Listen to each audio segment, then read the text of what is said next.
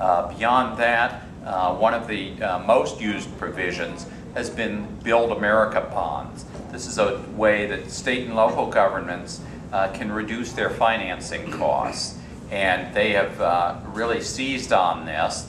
It has not led to a lot of additional construction because they're still having to find a way to balance their budget, but at least it has enabled them to reduce the cost on projects they were going to do anyway, and thereby avoid some other budget cuts. And so that may have at least indirect benefits for construction. A third provision on that list that has been a real lifesaver to some firms this year is the 5-year carryback of net operating losses. What that means is that a firm in any industry, it's not specific to construction, that ran a loss last year, and I know that describes a lot of companies in construction, instead of taking that loss back against the taxes paid in just the 2 previous years, their losses may have been so extreme that they soaked up all of that tax benefit. They can now carry it back for 5 years. And we're hopeful that Congress will give companies that run a loss in 2010 the opportunity to do that also. More recently, just last month, the President passed what was called the HIRE Act. That's an acronym that is focused on the notion that if you hire somebody who has been unemployed for at least 60 days, that you would get a tax credit equal to the amount of Social Security tax that you would have paid for them. And if you keep them on for a year, you get an additional $1,000. I don't think that's actually going to lead many companies to hire more people, but again, it should help cash flow and will be a way of benefiting companies that are continuing to struggle this year.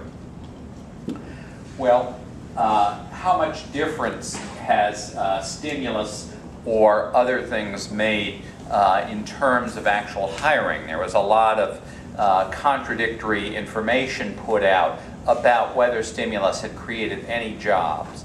And part of the confusion, I think, is that they were asking the wrong folks. You might have thought that it would be logical to ask a contractor who wins a stimulus project, but they'd only know about roughly 1/3 of the jobs. I think the way to get at this is to do a properly designed model. And 2 years ago, we asked Professor Stephen Fuller of George Mason University, one of the leading regional economists, to do that kind of modeling. He used a model called RIMS-2 that is supported by the Bureau of Economic Analysis, the agency that does the gross domestic product estimates.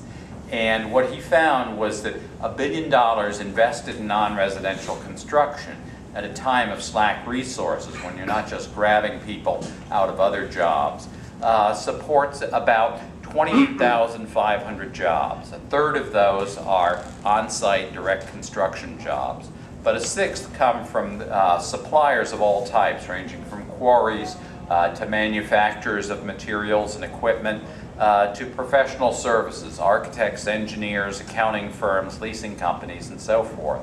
And then fully half the jobs nobody would be able to report on directly, because they're what we call induced, as the workers and owners in the construction and supplying businesses go out and spend their additional income, anywhere from the nearby coffee shop to the local truck dealership to an internet-based business somewhere across the country.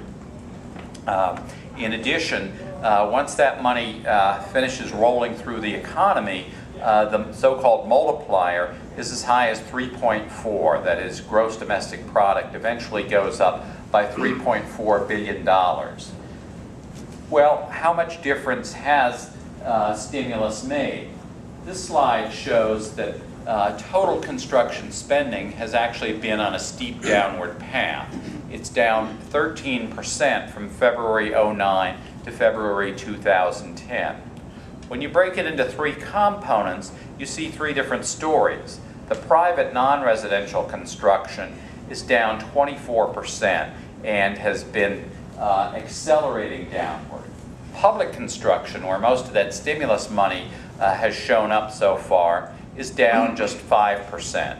And then private residential construction If I had extended this slide back for 3 years, you would have seen an incredibly steep fall off beginning in the beginning of 2006 and flattening out just a year ago, so that over the last 12 months, that's finally just about stabilized. It's down 3.8%. When we break the private residential into 3 components, again, you get 3 different stories. The blue line here is new single-family construction. And you can see that bottomed out early last year and has been on an upward trend, so that it's actually up 4% in February 2010 compared to a year before. Similarly, improvements to both existing single and multifamily kind of bounced up and down, but the latest estimate is up 4%. But the multifamily, both apartments and condos, down an incredible 52%. To figure out where things are going, look at building permits. It's been a very reliable indicator over the years of how much actually gets built. And the single family is up 32%. The multifamily permits are down by 36%. And start similarly, the single family up, the multifamily down. Well, I think that'll be the story for the rest of the year. With the very low interest rates that we've seen continuing, with low housing prices, and with more households gradually repairing their balance sheets and getting confident about their job prospects, more people are going to go out and buy houses. Certainly for the moment they're being helped by the tax credit that's going to expire very soon, but I think the home buying and then the home construction will continue even after the tax credit expires. Unfortunately, the tax credit has been working against multifamily. Almost by definition, a first-time home buyer is moving out of rental housing and depleting that pool of would-be renters.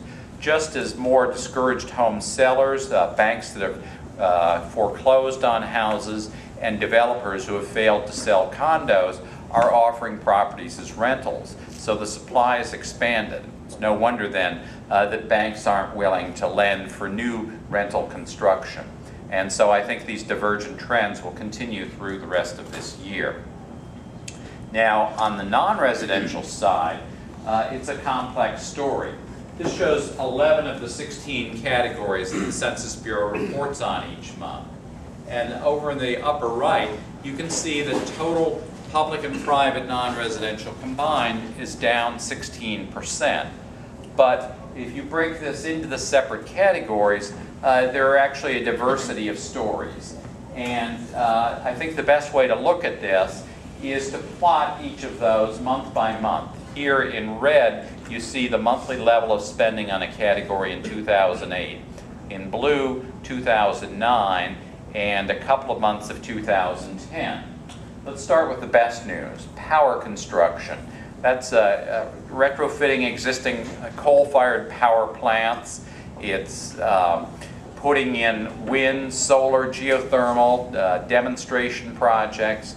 It's transmission lines from where that power is being generated to where it's being used. That category is up 5%. I think it has a very strong chance of staying higher than year-ago levels all through this year. At the other extreme, manufacturing construction. That was a very strong category until a year ago. That's about the time that the Holcim plant in St. Genevieve was finished, about when Toyota stopped building that new plant in Blue Springs, Mississippi, and said, well, we've got the shell done, we're going to wait to decide what to install in there. And it's when the refinery in Wood River scaled back its plans. Those are examples of the kinds of things that happen. Projects finishing, being scaled back or halted partway through. And that's the story for the rest of this year and probably into 2011. Manufacturing output, factory output, has generally been rising, new orders going up, but there's still a lot of idle capacity, and so I think it'll be a year or more before we see more investment in factory construction.